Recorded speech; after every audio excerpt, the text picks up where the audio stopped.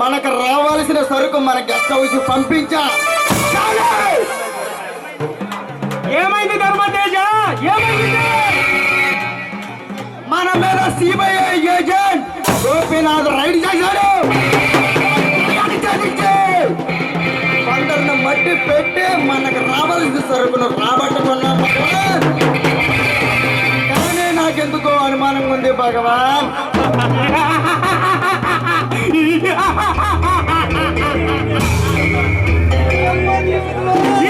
భారతదేశంలో under ground leaders లో number 1 killer ఈ భగవాన్. ఈ భగవాన్ పేరు విని చాలా మంది ప్రభుత్వ అధికారులు తమ ఉద్యోగాలకే రాజీనామా చేసిన సంఘటనలు పోగొల్లలో.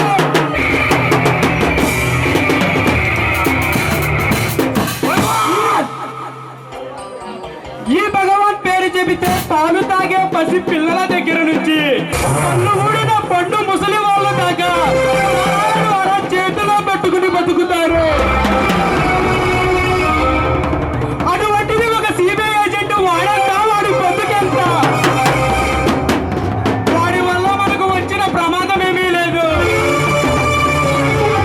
అంతగా వాడు మొండిగా ఎదుర్కొంటే రుద్రవేణి గుడి సెంటర్లో మాట్లాడైపోతాడు.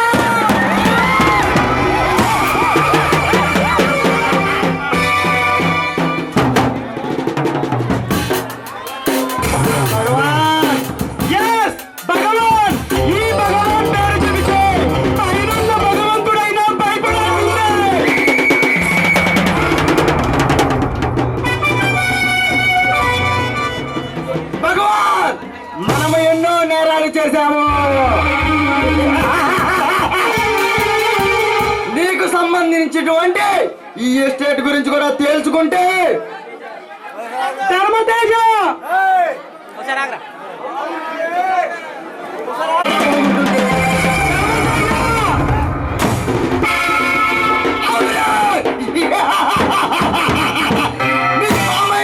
కారు యాక్సిడెంట్ చేసి చంపించి దాన్ని యాక్సిడెంట్ గా మార్చి మీ వాళ్ళను ఫ్యాక్టరీ కార్మికులను అమ్మించా.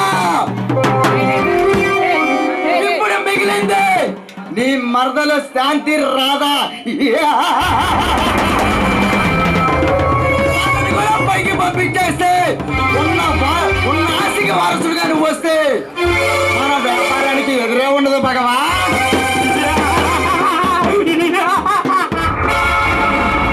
ఆ పని చెయ్యాలంటే ఎప్పుడో చేసేవాడిని. అంటే శాంతిని పెళ్లి చేసుకుందామనా? ఆ పని చెయ్యాలంటే ఎప్పుడో చేసేవాడిని, కానీ ఆస్తిని అందాన్ని సొంతం చేసుకోవడానికి ఇంతకాలం ఎదురు చూస్తున్నా. మరి రాదా? అది అమెరికాలో చదువుకుంటుంది. దానికి పాటలు, డాన్సులు, కవిత్వాల పిచ్చి. దీన్ని పెళ్లి చేసుకుని దాన్ని ఉంచుకుంటే ఆస్తి అందం రెండు నాకు దక్కుతాయి. నీ ఆలోచన మహా అద్భుతం భగవాన్. శాంతి పెళ్లికి ఒప్పుకోకపోతే జీవితం నుంచి తప్పుకుంటుంది. భగవాన్ మరచాను, మన ఫ్యాక్టరీ కార్మికులు సమ్మె మొదలు పెట్టారంట. ఏమంటున్నారు? వాళ్లకు 2 నెలలుగా జీతాలు ఇవ్వనందుకు ఏడిచారు ఎదవలు.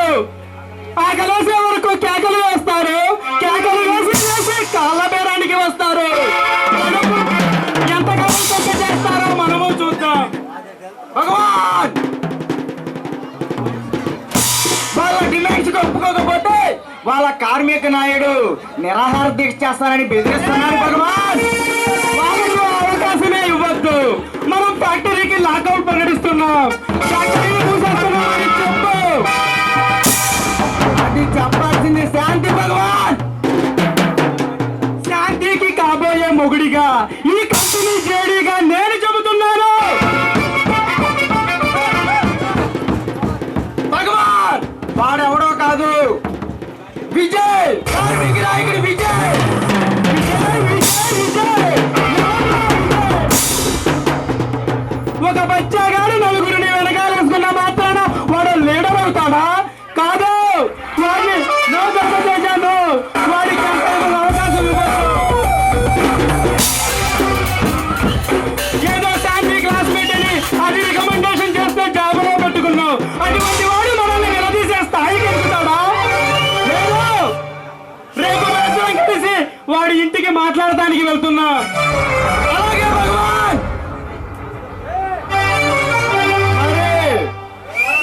ఓకే, అర్థమైంది. కమాన్ జూలే, నీ అంద చందాలతో నాకు ఆనందం ఇవ్వు.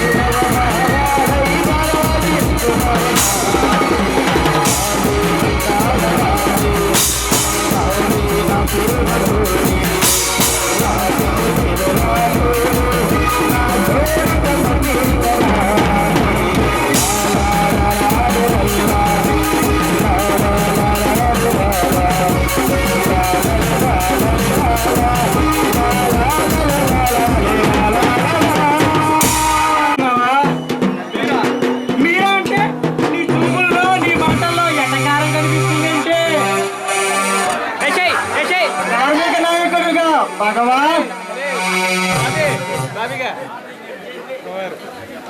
ధర్మదేశ ఇంటికి వచ్చిన అతిథులతో ఇలాగెలా మాట్లాడేది విజయ్. సంస్కారం ఉండాలి కదా. మీలాంటి వాడికి సంస్కారమా భగవాన్?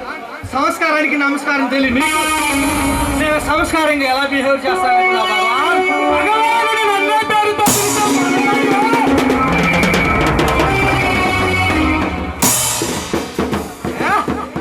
నీకు అదే ఎక్కువ.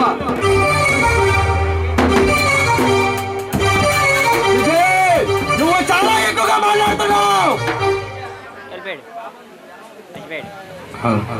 జనం అండ చూసుకుని రెచ్చిపోతున్నాడేమో కుర్రవాడు. భగవాన్, మీ కాకరకాయలు పక్కన పెట్టి మీరు ఇక్కడ ఎందుకు వచ్చారో చెప్పండి. నువ్వు చేస్తున్న సమ్మెను ఆపు చేయించడానికి వచ్చా విజయ్. ఆ సమ్మె ఆపడానికి మీరెవరిని? నేను చెబితే సమ్మె ఆపు చేయిస్తావా? నువ్వు ఈ దేశానికి ప్రియమో ప్రియమా? భగవాన్ని!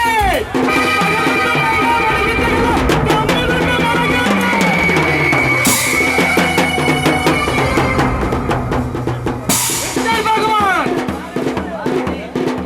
నువ్వు భగవాన్ అయినంత మాత్రాన నీ వర్త ఊపులకి బెదిరేవాడు కాదు ఈ విజయ్.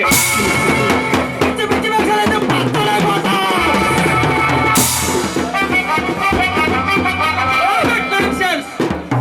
మర్యాద ఇక్కడి నుంచి పోండి. ఓకే విజయ్, నువ్వు మర్యాదగా సమ్మె ఆపి చేయించి పనుల్లోకి వెళ్తే నీకు జనానికి మంచి జరుగుతుంది. లేదంటే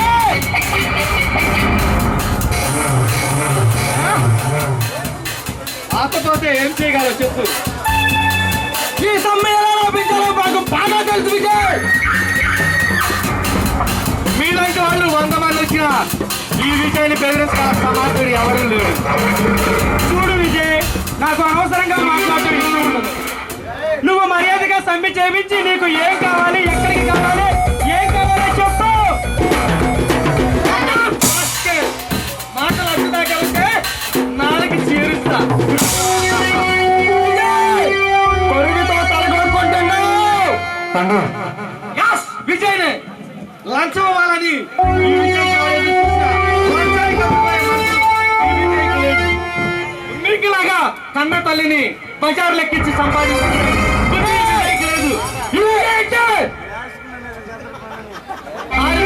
అవసరానికి అండగా ఉండి ఆత్మర్పణ చేసేవాడా ఈ విజయ్. నీలాంటి లుచ్చే కుక్కలకి రూపాయలకి అమ్ముడు పోయే మనసు కాదు ఈ విజయ్ దేవ్.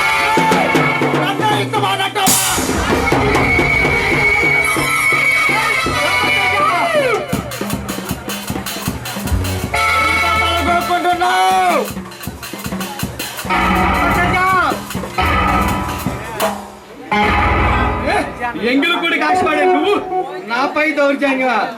నీ కుప్పగంతులు ఇంకెప్పుడు పాలన?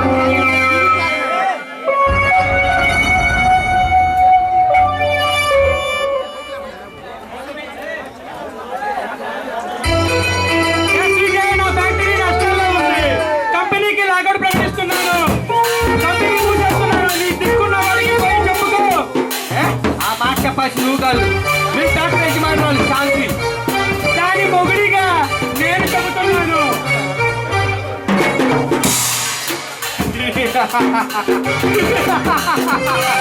అదే మీరు పిచ్చి నవ్వు. ధర్మతేజ, విజయ్, నాది నీకు పిచ్చి నవ్వులుగానే కాకపోవచ్చు. నీకు గుండె పగల నిజం ఒకటి ఉంది. అది తెలిస్తే నీ గుండె పగిలి సస్తావు. నీ ఫ్యాక్టరీ యజమానురాలు ఈ ఫ్యాక్టరీని ఇక్కడున్న కార్మికులందరూ పరం చేయబోతుంది. ఆమె